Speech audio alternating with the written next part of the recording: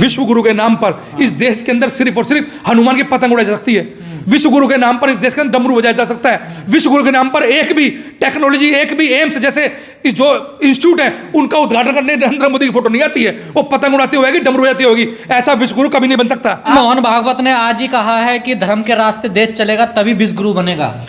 देखिए, वो आज से नहीं बोल रहे हैं, बीजेपी संघ आरएसएस का एजेंडा यही है, वो इसी एजेंडे पे काम करते हैं। बाबा साहब डॉक्टर अंबेडकर का जो ये देश है, ये बाबा साहब डॉक्टर में संविधान चलेगा, ना कि किसी मोहन भागवत कहने चलेगा, ना किसी अन्य कहने चलेगा। ये सिर्फ और सिर्फ संविधान को डाउन करने का मामला जो लेकर चल रहे हैं, उस कारण से ऐसी व्यवस्था बन रही है, इस तरह से बोल पा रहे हैं। तो हमारी पिटाई भी धर्म के नाम पे की जा रही है, हमारी जाति के नाम पे पिटाई हो रही है, और इसी देश को हम इस पे चला देंगे तो हमें तो रोज पीटा जाएगा। तो आपने बहुजनों का ठेका ले रखा है क्या? बिल्कुल ठेका ले रखा हमने। अगर हम बहुजनों के लोग हैं, बहुजनों की मूवमेंट को चला रहे हैं, तो हमें तो ठेकेदार लोग हैं। हम समाज में काम कर रहे हैं, समाज को लीड कर रहे हैं, तो हम लोग ठेकेदार लोग हैं। और ऐसे ठेकेदार जो इस समाज को तोड़ने का काम करते हैं, मोहन भागवत जैसे लोग, हम लोग कड़ी भाषा में विरोध करते हैं और ना बनने देंगे। हिंदू राष्ट्र नहीं बनने दोगे? 100% नहीं बनने देंगे, किसी प्रकार से बनने देना चाहते हैं हम लोग। आप ये देखिए, जिस हिंदू राष्ट्र के अंदर दलितों की पिटाई हो रही हो, पूरा पुलिस प्रशासन, पूरी खाप पंचायतें हमारे खिलाफ उतर जाती हो, अभी संविधान होने के बावजूद भी। और हिंदू राष्ट्र बन गया तो क्या होगा? हिंदू राष्ट्र बन गया तो इस देश के अंदर मैं समझता हूं कि दलितों पे, पिछड़ों पे, मुसलमानों पे अत्याचार की बाढ़ आ जाएगी, जो संविधान से पहले था।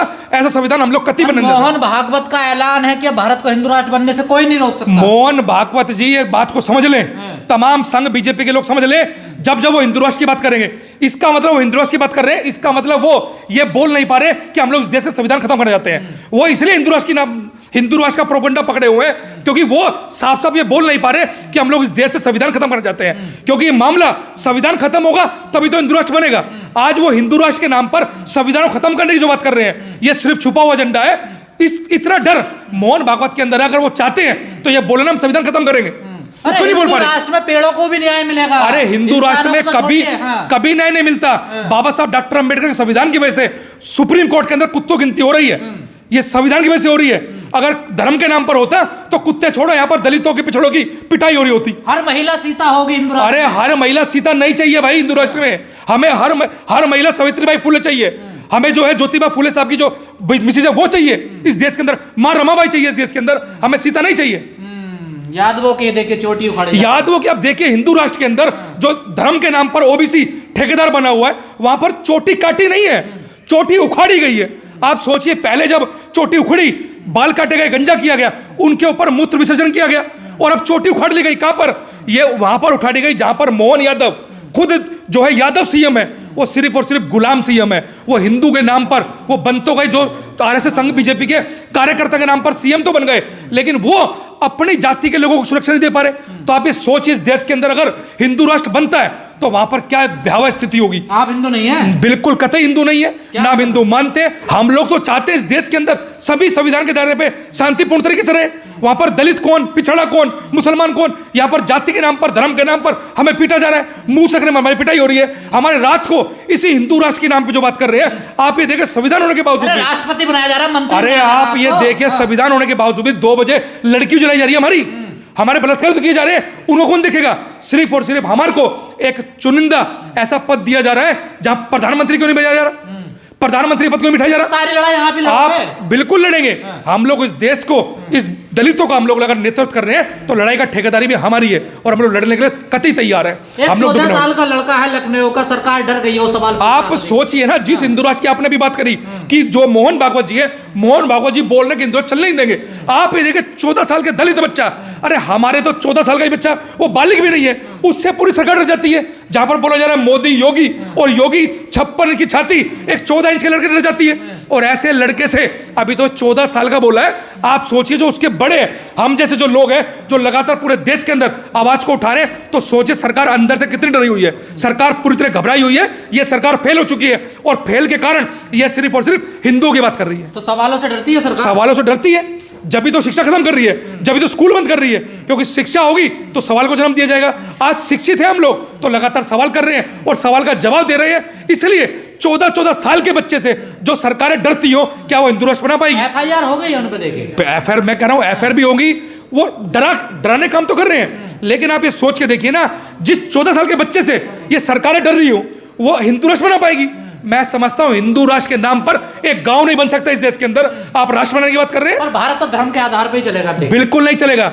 इस भारत को बाबा साहब डॉक्टर अंबेडकर से चलता आया है और इसी से चलेगा। आप ये देखिए, हिंदुओं के नाम पर 2 अप्रैल का आंदोलन दलितों के ऊपर किया तो 13 लोगों ने जान दे दी, लेकिन हम लोग 1 इंच पीछे नहीं हटे। तो आप सोच के देखिए, जहां पर एक छोटी सी बात के ऊपर हमारे 13 लोग शहीद होने को तैयार हैं, और आज तो पूरे बड़े पैमाने पर लास्ट पायदान के लोग भी, तमाम एससी की तमाम जातियां वो जाग रही है, अम्बेडकर को अपना रही है। तो मैं समझता हूं हिंदू राष्ट्र के अंदर एक गांव नहीं बन सकता, देश तो बहुत दूर की बात है। सड़कों पे उतरेंगे आप हिंदू राष्ट्र के खिलाफ?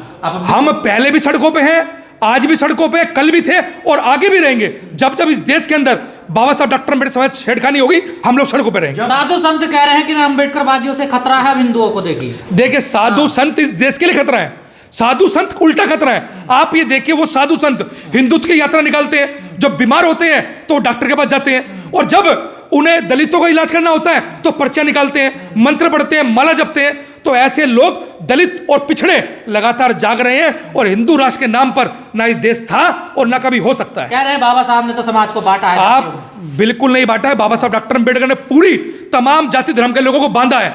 आप सोचिए, जिन्होंने 5000 साल अत्याचार सहे हो, वो लोग, वो बाबा साहब डॉक्टर अंबेडकर सबको बांध के गए हैं। उन्होंने बदले की भावना नहीं रखी, सबका सम्मान की भावना रखी है। जब सुप्रीम कोर्ट चीफ जस्टिस से हिंदुत्व राष्ट्र की बात कर रहा है, तो फिर आप और हम जैसे लोग, आप ये देखिए, चीफ जस्टिस ऑफ इंडिया तो ये भी बोलते हैं कि मेरे सपने भगवान है, उन्होंने मुझे राम मंदिर का फैसला नहीं दिया।